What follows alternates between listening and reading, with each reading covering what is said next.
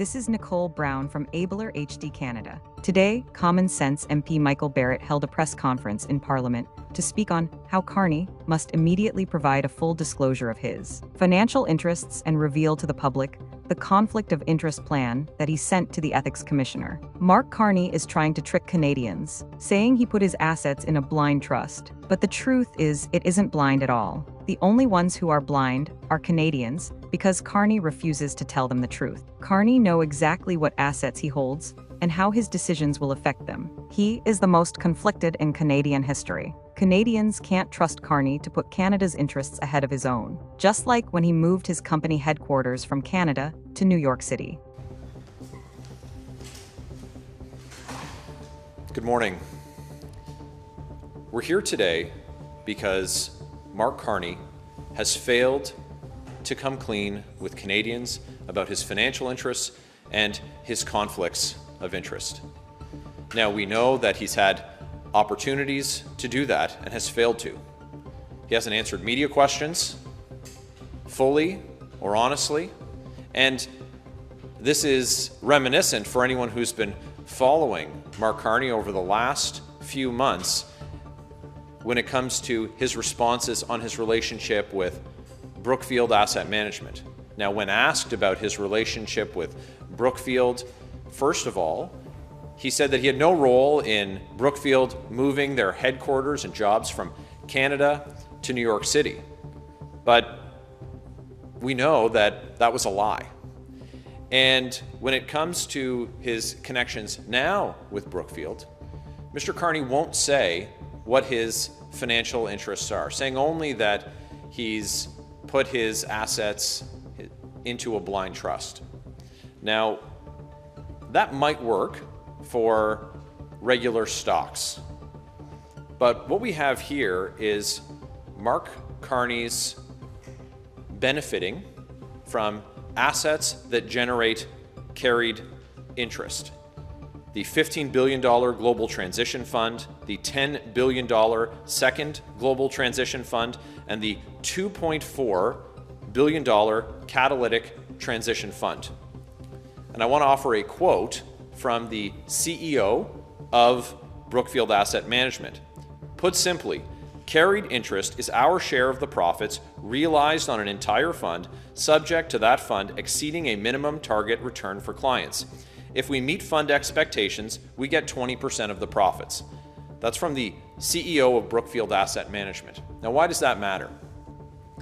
When it comes to public office holders like the Prime Minister and like ministers, they're supposed to recuse themselves from anything that would cause them to be in a conflict of interest. Anywhere they could take a decision that would improve their financial interests.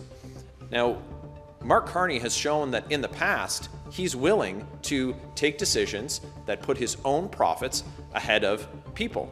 Like I just mentioned, with the moving of Brookfield's headquarters from Canada to New York City. The express purpose of that was to increase profits for himself.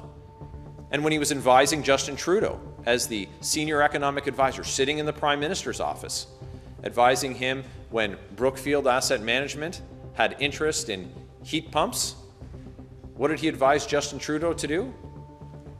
To push heat pumps. And that's exactly what Justin Trudeau did, increasing profits for Mark Carney. The problem is that Mark Carney knows that these funds exist. In fact, he set them up. So he knows exactly the decisions that he needs to take as Prime Minister to increase his financial benefit. And saying that they're in a blind trust means that he's not going to recuse himself from any of the decisions that would lead to him increasing the financial benefit to himself. Basic transparency requires Mark Carney to confirm to Canadians, to answer questions that have been put to him by the media about what his assets are, to confirm that he will benefit from these carried interest assets, to confirm what's in his blind trust, because he knows, and he's going to continue to know that when he's making and taking decisions. The basic level of transparency that's required and the right thing to do, because Mark Carney says he has nothing to hide. So if he has nothing to hide, then it's very easy for him to come forward today and to disclose to Canadians, to finally answer media's questions about what his financial interests are and what those conflicts of interest are, because that's what Canadians expect. Thank you. Mr. Barrett, is it your allegation that Mr. Carney got into politics to get rich? Wouldn't it just make more sense for him to stay at Brookfield if he was only interested in making money?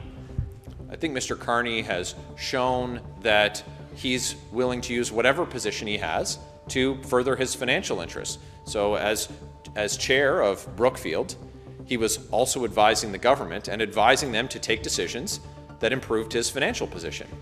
When he was on the board at Stripe, we saw the same thing, with Stripe being shielded from the government when they were refusing to pass on savings to small businesses when they were required to cut their fees. And he'll help out his friends, like we saw with his decision or his relationship with the chair or the owner of Telesat, and the government taking a decision to award more than $1 billion to Telesat immediately after Mark Carney was named the senior economic advisor to Justin Trudeau. So it seems like whatever position Mark Carney is in, he uses it to improve the financial benefit to himself, and that's why the transparency that we're calling for is essential. What do you want him to do? Do you want him to give up this money that comes from the carried interest? Like, concretely, what would satisfy you? Mr. Carney needs to be transparent with Canadians. Now, if he wants to avoid the conflict of interest, he should divest, and not divest into a blind trust. It would mean that he would need to sell those assets, not to forfeit those assets or the payments that come from these carried interest assets to him.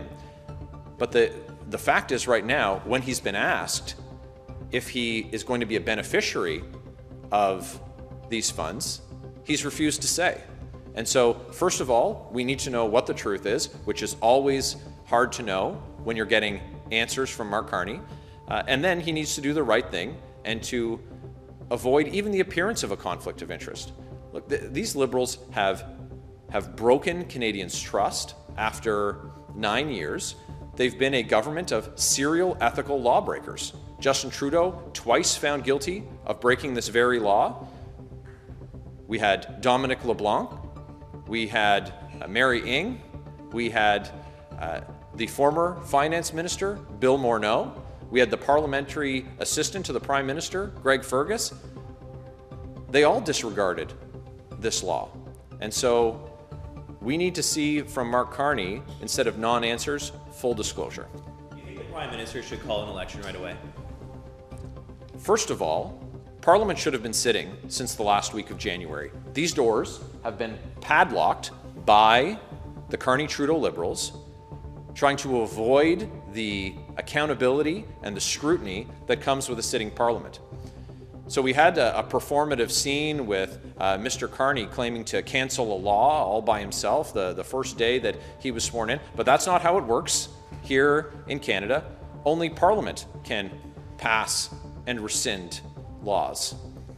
And these are the kinds of things that should be debated and passed in Parliament. Look, Conservatives have called for Parliament to be sitting so that we could pass a plan that puts Canadians first, to pass a big, bring-it-home tax cut for Canadians, to repeal the Liberals' anti-energy laws like Bill C-69, to tear down interprovincial trade barriers, to remove taxes like the carbon tax permanently, like the tax on new home construction. But two things can be true at the same time. If the government isn't prepared to pass legislation that puts Canada first, then Canadians should decide in an election. And so while Parliament should have been sitting, Conservatives are saying that if the Carney-Trudeau Liberals aren't prepared to put Canada first by passing that legislation in the House of Commons, then it's time to take that to Canadians in an election. You'd rather he recall Parliament than go to an election right now? Parliament should be sitting. So that point needs to be crystal clear that Parliament should have been sitting since the last week of January. But if Mark Carney isn't going to allow parliamentarians to debate laws and to pass legislation that puts Canadians first, then Canadians need to vote in an election, and we believe that they'll vote for a party that will put Canada first, like Canada's Conservatives. Canada first, to take back control of our economy and become a sovereign, self-reliant, and stronger nation.